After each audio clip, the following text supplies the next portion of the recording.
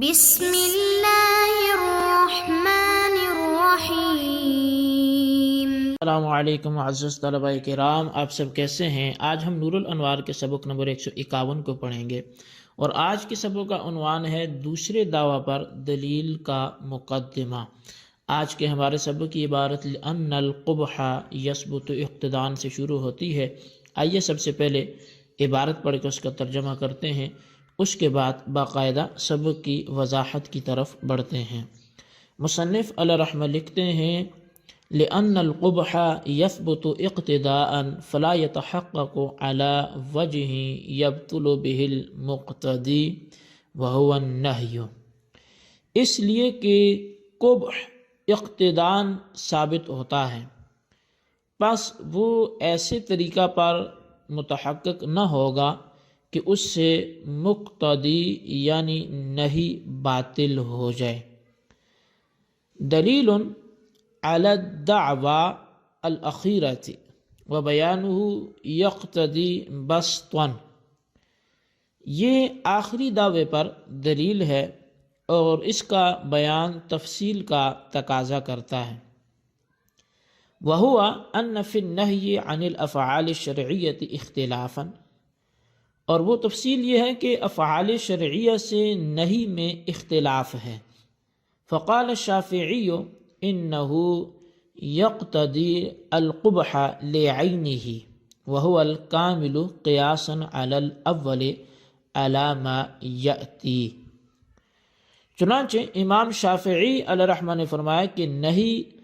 قبح لعینہ کا تقاضا کرتا ہے، اور یہی کامل درجے کا قبح ہے اول پر قیاس کرتے ہوئے، چنانچہ آئندہ آ رہا ہے۔ وَنَحْنُ نَقُولُ أَنَّ النَّهْيَ يُرَادُ بِهِ عَدْمُ الْفِعْلِ مُضَافًا إِلَى اخْتِيَارِ الْعِبَادِ، اور ہم یہ کہتے ہیں کہ نہیں سے مراد بندوں کے اختیار کی طرف نسبت کرتے ہوئے فعل کا نہ ہونا ہے۔ فَإِن كَفَّ عَنِ الْمَنْهِيِّ عَنْهُ بِاخْتِيَارِهِ يُثَابُ عَلَيْهِ وَإِلَّا يُعَاقَبُ عَلَيْهِ وَإِن لَّمْ يَكُنْ ثَمَّهُ اخْتِيَارٌ سُمِّيَ ذَلِكَ الْكَفُّ نَفْيًا نَسْخًا لَا نَهْيًا، پس اگر وہ اپنے اختیار سے فعل منہی عنہ سے رک گیا تو اس پر ثواب دیا جائے گا، ورنہ تو اس پر عذاب دیا جائے گا، اور اگر وہاں اختیار نہ ہو تو اس رکنے کا نام نفی اور نسخ رکھا جائے گا، نہ کہ نہیں۔ کما اذا لم یکن فی الکوس ماء ویقال له لا تشرب فہذا نفی، جیسا کہ اگر کوزے میں پانی نہ ہو اور مکلف سے کہا جائے کہ پانی نہ پیو تو یہ نفی ہوگی۔ وَإِن قِيلَ لَهُ ذَلِكَ بِوُجُودِ الْمَاءِ سُمِّيَ نَهْيًا، اور اگر یہی بات پانی کی موجودگی میں کہی جائے تو اس کا نام نہیں ہوگا۔ فَالْأَصْلُ فِي النَّهْيِ عَدْمُ الْفِعْلِ بِالْاخْتِيَارِ وَالْقُبْحُ إِنَّمَا يَثْبُتُ فِي النَّهْيِ اقْتِدَاءَ ضَرُورَةِ حِکمَةِ النَّاہِ، پس جو اصل ہے وہ اصل یہ ہے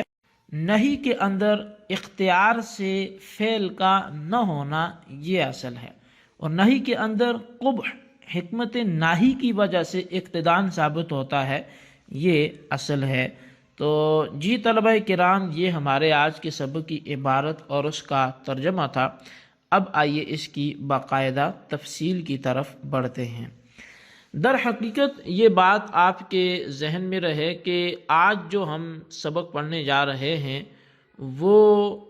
آپ اگر گزشتہ کچھ باتوں کو ذہن میں رکھیں تو کچھ سمجھ آئے گا، اور یہ بھی بطور تمہید کے ہی ہے۔ مصنف نے پہلے فرمایا تھا کہ افعال حسیہ پر وارد شدہ نہیں قبح لعینہ ہی کا تقاضا کرتی ہے، اور افعال شرعیہ پر وارد شدہ نہی قبح لغیرہ ہی کا تقاضا کرتی ہے۔ اب یہاں سے اصل میں دوسرے دعویٰ پر یعنی افعال شرعیہ پر وارد شدہ نہی سے قبح لغیرہ ہی کے ثابت ہونے پر دلیل بیان کی جا رہی ہے، لیکن دلیل کا تتمہ اور دلیل کامل طور پہ انشاءاللہ ہم آئندہ سبق میں پڑھیں گے۔ یہاں سے کچھ تمہیدی باتیں ہم سمجھتے ہیں اور اس کے بعد آئندہ سبق میں بقیہ اس دلیل کے حصے کی عبارت پڑھ کے اس کے ساتھ ساتھ دلیل کا جو حاصل ہے وہ بھی ذکر کر دیا جائے گا۔ تو بقول مصنف کہ اس کا حاصل کچھ یوں ہے کہ نہی فعل منہی عنہ میں قبح کا تقاضا کرتی ہے، یعنی قبح اقتدان ثابت ہوتا ہے، لہٰذا نہی مقتدی ہوگی یعنی کسرہ کے ساتھ مقتدی، اور قبح مقتدا ہوگا یہ فتح کے ساتھ۔ اور قاعدہ یہ ہے کہ مقتدا ایسے طریقہ سے ثابت کیا جائے کہ اس کی رعایت میں مقتدی یہ باطل نہ ہونے پائے، اور فعال شرعیہ پر وارد شدہ نہیں اگر قبیح لغیر ہی پر محمول کیا جائے جیسا کہ یہ پہلے کہا گیا ہے، تو قبح یعنی مقتدا کو ثابت کرنے سے مقتدی یعنی نہیں کا باطل ہونا لازم نہیں آتا، اور اگر قبح لعین ہی پر محمول کیا جائے جیسا کہ امام شافعی رحمۃ اللہ تعالی نے فرمایا ہے، تو قبح یعنی مقتدا کو ثابت کرنے سے مقتدی یعنی نہیں یہ باطل ہو جائے گی۔ حالانکہ مقتدا کو ایسے طریقے سے ثابت کرنا کہ جس سے مقتدی باطل ہو جائے یہ انتہائی برا ہے، تو ثابت ہو گیا کہ فعل منہی عنہ اگر افعال شرعیہ میں سے ہو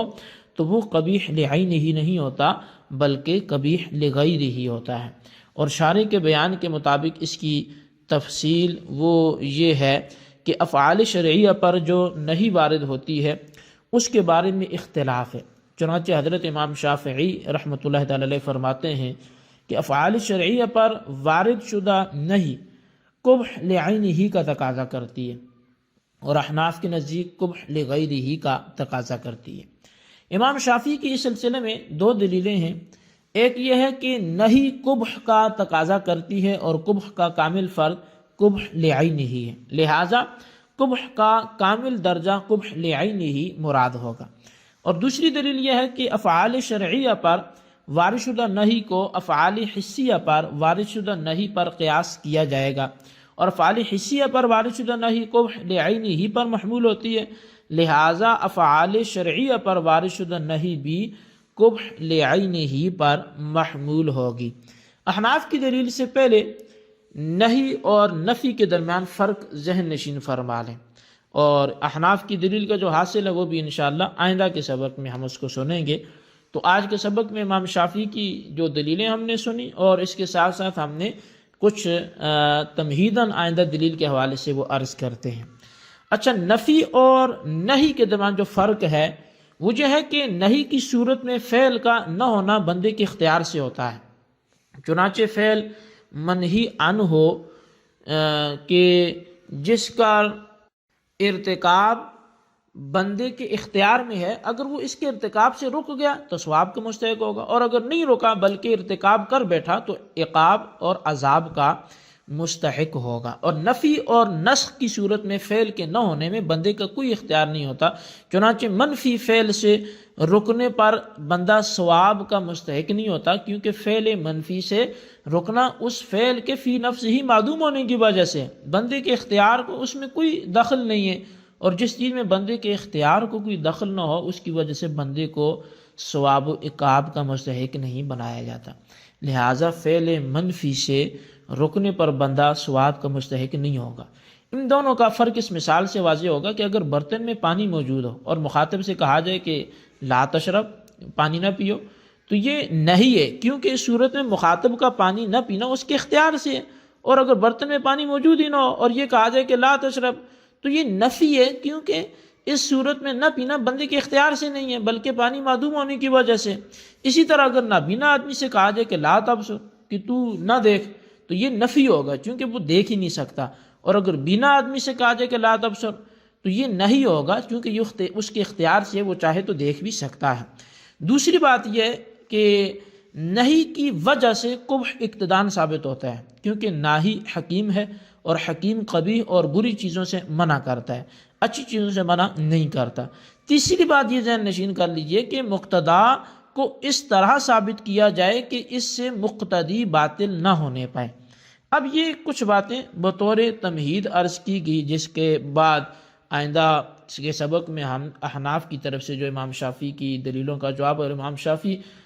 کے مذہب کے خلاف اپنے مذہب کی دلیل بھی دیں گے، اس کو ہم آئندہ انشاءاللہ سمجھنے کی کوشش کریں گے۔ آج کے لیے اتنا ہی کافی ہے، اور اس کو اچھی طرح دہرائیں، اس کے خلاصے کو سمجھیں، امام شافعی کی دلیلوں کو سمجھیں، سبق کے تعلق کو سمجھیں، اور اس کو خلاصتاً اپنے رجسٹر پر نوٹ کریں، بالخصوص ان سوالات کے جوابات بھی۔ سوال نمبر 1 یہ ہے کہ آج کے سبق کا گزشتہ سے تعلق بیان کریں، اور سوال نمبر 2 یہ ہے کہ امام شافعی کا مذہب بیان کرتے ہوئے کوئی ایک دلیل تحریر کریں۔ اللہ تبارک و تعالیٰ سے دعا ہے جو کچھ ہم نے پڑھا سنو سے یاد رکھنے کی توفیق نصیب فرمائے، آمین بجاہ النبی الامین صلی اللہ تعالیٰ علیہ وسلم۔